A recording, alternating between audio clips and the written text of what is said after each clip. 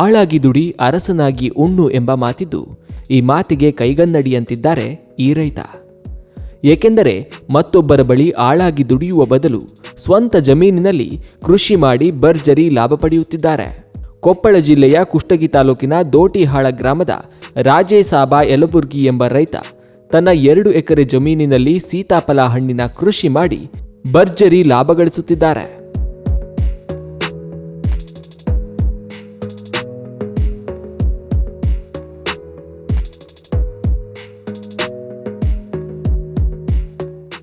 ಇವರು ಓದಿದ್ದು BE ಹಾಗೂ 2 ವರ್ಷ ತೋಟಗಾರಿಕಾ ಶಿಕ್ಷಣ ಪಡೆದಿದ್ದಾರೆ. ಆ ಬಳಿಕ ಇದೀಗ ತಾಲೂಕಿನಲ್ಲಿ ಸೀತಾಫಲ ಹಣ್ಣಿನ ಕೃಷಿಗೆ ಕೈ ಹಾಕಿ ಯಶಸ್ವಿ ಕಂಡ ರೈತರಾಗಿದ್ದಾರೆ.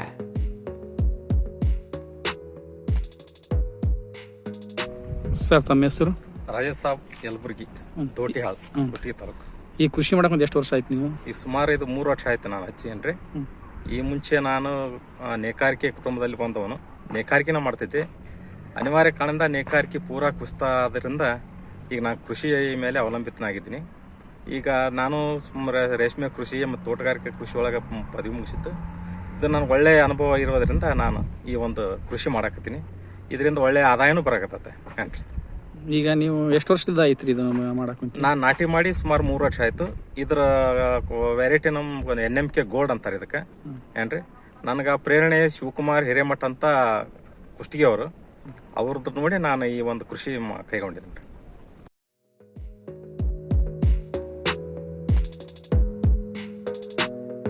ಸಸಿ ಎಲ್ಲಿಂದ ತೊಗೊಂಬಂದ್ರಿ? ಏನೇನು ಇದಕ್ಕೆ ಇದು ಮಾಡಿದ್ರಿ ಖರ್ಚಿನ? ನಾನು ಸಸಿನ ಬಾಲನಗರ ಇದರಿಂದ ತೊಗೊಂಬಂದೇನೆ, ಮಹಾರಾಷ್ಟ್ರ. ಅಲ್ಲಿಂದ ಇವನ್ನ ನಾಟಿ ಮಾಡ್ಬೇಕಾದ್ರೆ ಗಿಡದಿಂದ ಗಿಡಕ್ಕೆ 8 ಫೀಟು, ಸಾಲಿನಿಂದ ಸಾಲಿಗೆ 16 ಫೀಟು ಈ ರೀತಿ ನಾಟಿ ಮಾಡಿದ್ದೀನಿ. ಎಷ್ಟು ಭೂಮಿ ಇದೆ ನಿಮ್ದು? ನಮ್ದು 2 ಎಕರೆ ಇದೆ. ಎಷ್ಟು ಸಸಿ ಅದಾವ್ರಿ? 750 ಸಸಿ ಕುಂತಿದಾವ್ರಿ. 750.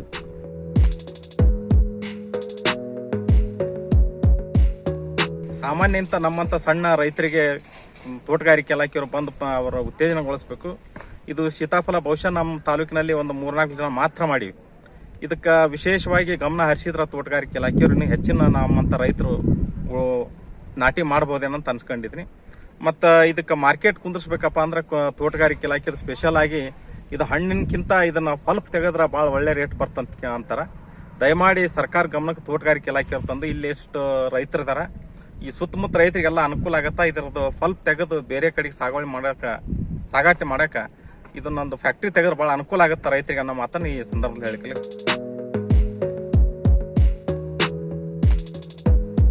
2 ಎಕರೆ ನನ್ನ ಭೂಮಿ ಇದೆ. ಇದರಲ್ಲಿ ಸುಮಾರು 750 ಹಕ್ಕಿ ಕುಂದಿರ್ಸಿದ್ದೀನಿ. ಆಮೇಲೆ ಒಂದು ಗಿಡಕ್ಕೆ ಸರಿ ಸುಮಾರು ನಾನು ಇದೇ ಮೊದಲೇ ಬಾರಿ ಅಂತರೂ ಸಹಿತ ಒಂದು ಗಿಡಕ್ಕೆ ಸುಮಾರು 100ರಿಂದ 150ವರೆಗೂ ಹಣ್ಣು ಬಿಟ್ಟಿದೆ. ಒಳ್ಳೆ ಫಸಲು ತೆಗೆದಿದ್ದೀನಿ ಏನ್ರಿ. ಭಾಳ ಖುಷಿ ಅನ್ಸುತ್ತೆ. ಆಮೇಲೆ ನಾವೆಲ್ಲ ನಾನು ಮತ್ತು ನನ್ನ ಶ್ರೀಮತಿ ಬೆಳಗ್ಗೆ ಬರ್ತೀವಿ. ಒಂಥರ ವಾಕಿಂಗ್ ಆದಂಗೆ ಆಗುತ್ತೆ. ನಾವು ಇದ್ರೊಳಗೆ ಶ್ರಮಪಟ್ಟು ದುಡ್ದಂಗನ ಆಗುತ್ತೆ. ನಮಗೆ ಎನರ್ಜಿನೂ ಸಿಗುತ್ತಾ ನ್ಯಾಚುರಲ್ ಆಗಿ. ವಿತ್ ನಮ್ಮ ಗಿಡಗಳ ತೋಟನೂ ಕಾಳಜಿ ಮಾಡಿದಂಗೆ ಆಗುತ್ತೆ. ಹಣ್ಣಿನ ತೂಕ ಎಷ್ಟು ಬರುತ್ತೆ? ಸುಮಾರು ಕಡಿಮೆ ಅಂದ್ರೆ 500 ಗ್ರಾಮ್, ಹೆಚ್ಚಂದ್ರೆ 800 ಗ್ರಾಮ್ವರೆಗೂ ಈಗ ಪ್ರೆಸೆಂಟ್ ನೀವು ನೋಡ್ಬೋದು. ಈಗ ನಾನು ಒಂದು ಹಣ್ಣು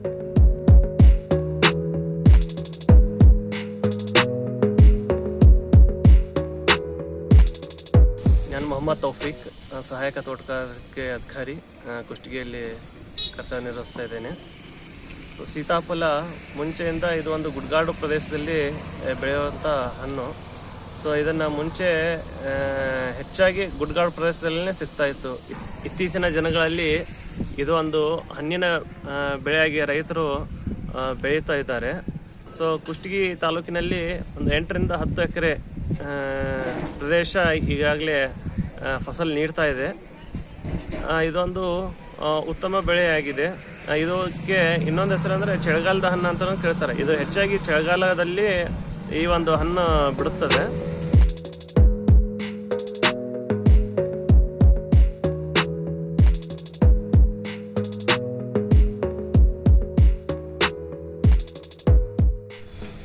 ಇದು ಆರೋಗ್ಯದ ದೃಷ್ಟಿಯಿಂದ ತುಂಬ ಒಳ್ಳೆಯದಾಗಿದೆ ಹಣ್ಣು. ಸೊ ಇದು ಜೀರ್ಣಕ್ರಿಯೆ ನಿಯಮಿತವಾಗಿ ಸೇವಿಸೋದ್ರಿಂದ ಜೀರ್ಣಕ್ರಿಯೆ, ಆಮೇಲೆ ಇದು BP ಶುಗರ್ ಏನಿದೆ ಇದರಿಂದ ನಿಯಂತ್ರಣವನ್ನು ಮಾಡ್ಕೋಬಹುದು. ಸೊ ಅತಿಯಾಗಿನೂ ಸೇವಿಸಬಾರ್ದು. ಇದನ್ನು ನಿಯಮಿತವಾಗಿ ಸೇವಿಸಬೇಕು.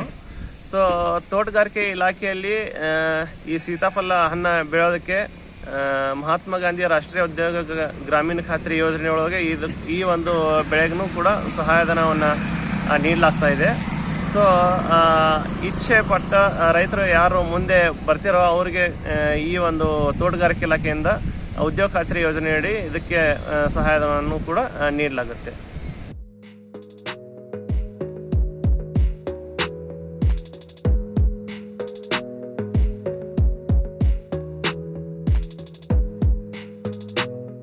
ಉತ್ತರ ಕರ್ನಾಟಕ ಭಾಗದ ಕೊಪ್ಪಳ ಜಿಲ್ಲೆಯ ಕುಷ್ಟಗಿ ತಾಲೂಕಿನ ದೋಟಿಯಾಳ ಗ್ರಾಮ ಪಂಚಾಯತಿ ವ್ಯಾಪ್ತಿಗೆ ಬರುವ ಹೆಸರೂರು ಗ್ರಾಮದಲ್ಲಿ ಕೃಷಿ ಪದವಿಯನ್ನು ಮಾಡಿರ್ತಕ್ಕಂಥ ನಮ್ಮ ರೈತ ರಾಯಸಾಬ್ ಯಲಬುರ್ಗಿ ಅವರು ಪದವೀಧರರಾಗಿದ್ದು ಈ ಸೀತಾಫಲ ಕೃಷಿಯನ್ನು ಮಾಡಬೇಕಂತ ಹಠ ಮಾಡಿ ಸುಮಾರು 2 ವರ್ಷದಲ್ಲಿ 3ನೇ ವರ್ಷ ಕಾಲಿಟ್ಟಿರೋದ್ರಿಂದ ಸಸಿ ತಂದು ನಾಟಿ ಮಾಡಿ ಅದನ್ನು ಅದ್ಭುತ ರೀತಿಯಲ್ಲಿ ಬೆಳೆಸಿ ಆ ಬೆಳೆಯನ್ನು ಇವತ್ತು ಫಲವನ್ನು ಕಿತ್ತು ಮಾರಾಟ ಮಾಡುವ ಹಂತದಲ್ಲಿ ಅವರು ಯಶಸ್ವಿ ಆಗಿದ್ದಾರೆ ಅಂತ ಹೇಳಲು ಇಚ್ಛಿಸುತ್ತೆ. ಈ ಹಣ್ಣಿನ ಗುಣ ಭಾಳ ವಿಶಿಷ್ಟವಾಗಿರ್ತಕ್ಕಂಥದ್ದು.